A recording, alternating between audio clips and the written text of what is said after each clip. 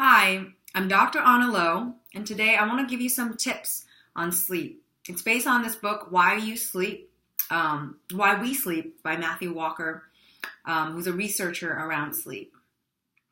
So the first one is the most important one based on my clinical impression or recommendation is to actually maintain regular sleep. What that means is that you want to wake up at the same time and go to bed at the same time 7 days a week, even though on the weekend you might have different plans or you have no work. It's actually really important behavior to train yourself to have that routine. The second one is a common problem for people is that we are a deeply darkness deprived society. So we don't actually have enough trigger for our melatonin, which is a sleep hormone in our brain, to to be regulated healthily. So when we don't actually go out enough during the day to be in the sun when sunlight's out, because we're in an office building, and we don't actually, when we go to bed, we're actually checking our iPhone, we're exposing ourselves to LED lights that tricks us to think that there's these blue lights that's similar to daylight.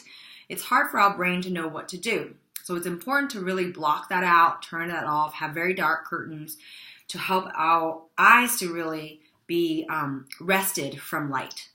The third one is our core temperature. It's really important for us to drop our core temperature to around 68 degrees Fahrenheit when we go to sleep.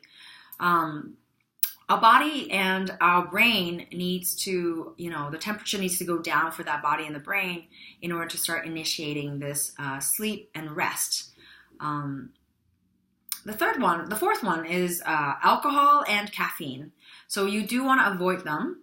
And alcohol is confusing because it's, people think that it makes them tired after they drink, but it's actually really a class of drug that's called sedatives.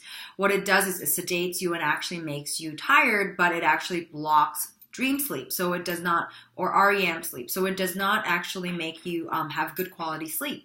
Same with caffeine, even though it's a stimulant, a class of stimulant. Some people say, hey, I have no trouble falling asleep when I drink it. What happened is the depth of your sleep is just not going to be as good as if you didn't drink coffee. And so when you wake up, you will find that you have not had a very refreshing sleep and you'll feel more tired.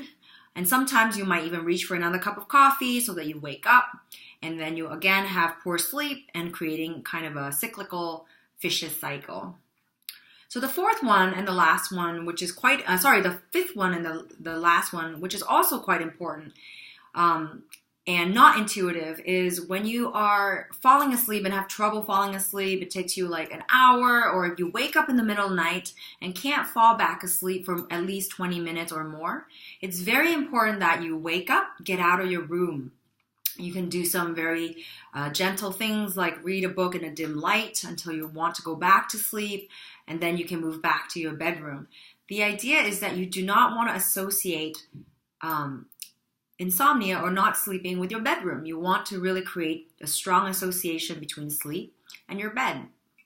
Same goes with, if you actually wake up in the middle of the night and you don't want to get out of your bed because it's so cozy, it's helpful to try meditation. So meditation is helpful for the relaxation response. It fights against fight or flight response. So it will get you more tired and actually get you more rested and relaxed and help you initiate sleep again. So try these tips and hope those help. Have a good night.